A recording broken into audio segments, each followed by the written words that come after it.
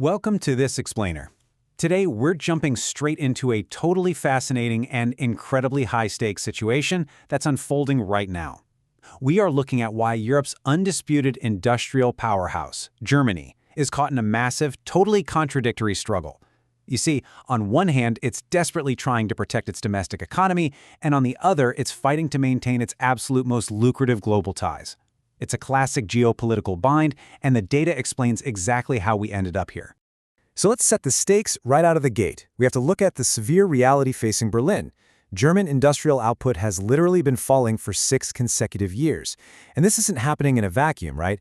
It's playing out amidst the United States tariffs, fiercely growing competition, and severe energy shocks. Specifically, the severing of energy ties with Russia over Ukraine, which was then compounded by conflict involving Iran.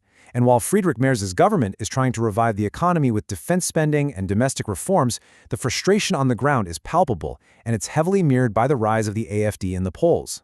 This is the exact pressure cooker environment where the debate over a brand new economic shock is taking place. To make sense of all this, here is our roadmap for today. We'll quickly cover the second China shock, the push for protection, the battle over surpluses, Germany's internal China party, Draghi's European playbook, and finally, economic nationalism. All right, part 1, the second China shock. Let's look at this core threat. A pivotal report by the Center for European Reform highlights a truly stark contrast between two very different eras. It's a shift that has reportedly convinced the German chancellor that immediate action is needed. Now, the first China shock happened around 2001, when China joined the World Trade Organization. Back then, Germany benefited tremendously. They were selling all the machinery, chemicals, and cars that actively helped China industrialize. But fast forward to 2026, and we've got a total reversal. China is now increasingly dominant in those exact same sectors: cars, machinery, specialized chemicals, and clean tech capital goods. Basically, the very industries that form the productive core of Germany's wealth are now the ones facing the absolute fiercest competition. And the authors of that report, analysts Sander Tordor and Brad Setzer, make a remarkably stark claim. They argue that China is engaging in unfair competition through currency undervaluation and industrial subsidies. In fact, they state point-blank that without protection, Germany risks literal deindustrialization. So we aren't just talking about losing a few percentage points of GDP here. This is being framed as an existential threat to the entire German economic model. Which brings us right to Section 2, the push for protection and these growing demands. This perceived existential threat really boils down to one massive number: 30%. In 2025, the German Mechanical and Plant Engineering Association officially called for protection. And why? Well, because Germany actually began importing more machinery from China than it exported to them. Chinese manufacturers haven't just closed the quality gap, they're now producing equipment that is 30% cheaper than their European counterparts. I mean, when your biggest customer suddenly becomes your biggest, most cost-effective competitor, the alarm bells absolutely start ringing. Let's move on to part 3, the battle over surpluses. And oh boy, are there some awkward realities here. Navigating this isn't exactly simple, because we hit a deeply uncomfortable geopolitical irony. When you compare the 2025 current account surpluses, Germany's surplus sits at 4.5% of its GDP. China's official surplus, on the other hand, sits at 3.8%. Now, yes, some analysts like Tordor and Setzer argue that the Chinese data is manipulated and is actually over 5%. But the official reality on the books shows that, relative to the sheer size of its economy, Germany's surplus is actually larger than China's. And this creates a wildly awkward hypocrisy for Berlin. You see, they are demanding that China reduce its exports and increase domestic consumption to balance the global economy.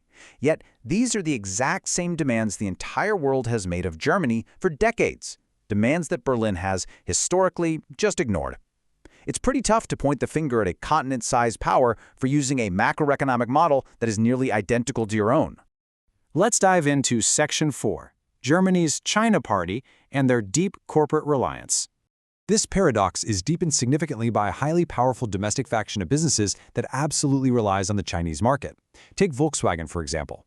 In the good years, VW sold over 40% of all its cars in China, which generated 4 to 5 billion euros a year in pure profit. Now, by 2025, that share dropped to 30% and profits dipped below 1 billion euros. This drop actually caused VW to back certain Buy European protections. But here's the catch. They cannot simply abandon the Chinese market. They're way too tied to it, which perfectly explains their extreme reluctance to endorse truly harsh protectionism that might anger Beijing. In fact, Volkswagen has opened a massive, fully operational research and development center in Hefei, China. Their in China for China strategy is actually evolving into an in China for the world strategy. Thomas Ulbrich, a top VW executive in China, practically envisions partitioning the global market. He dreams of a condominium world, a Southern Hemisphere running on the Chinese tech ecosystem and a Western Hemisphere for Euro-American tech. It clearly shows why massive European corporations desperately want to keep a foot in both camps. So what is the actual plan? Section 5, Mario Draghi's European Playbook. How does Europe legally and strategically balance all this? Well, it builds perfectly into Mario Draghi's 2024 four-step playbook for European competitiveness. Here is the game plan. Step 1. If Europe's cost disadvantage is just too huge, simply import the goods, but diversify the sources. Step 2. Where jobs matter, incentivize foreign direct investment, like letting Chinese automakers build factories in Europe, while using tariffs to offset foreign subsidies. Step 3. Use Buy European rules and joint ventures for truly strategic sectors. And finally, Step 4. Throw up a total protective shield around emerging sectors with future growth potential. It's an incredibly complex balancing act, and it's playing out right now through policies like the Industrial Accelerator Act. Finally, Section 6, Economic Nationalism, looking at this through a historical lens. If these current accusations of dumping and unfair subsidies sound completely unprecedented to you, history actually tells us a very different story. Drawing on Albert O. Hirschman's classic 1945 work, this timeline is incredibly revealing. In the 1930s, yes, Germany absolutely wielded foreign trade as an instrument of national power, stockpiling materials and cultivating commercial fifth columns. But look further back to the 1890s. Back then, it was actually Britain and France publishing intensely alarmist literature because they were panicking over rapid German exports. The British and French accused the Germans of dumping and using overly scientific methods to steal their foreign customers. Sound familiar at all? Today, in 2026, the West is reacting to China using almost the exact same vocabulary. Hirschman's analysis from decades ago provides such a vital lens for us today. As he brilliantly wrote, for those who could not withstand the competition, it was only too easy to raise the specter of economic aggression. This perfectly illustrates that framing trade friction strictly as a national security threat is a classic, historical defense mechanism. Whenever an industry starts losing its competitive edge, whether it's the British in the 1890s or the Germans today, the immediate knee-jerk reaction is to label the new competitor as unfair and aggressive. Which leaves us with this final, truly provocative thought to consider as we wrap up this explainer.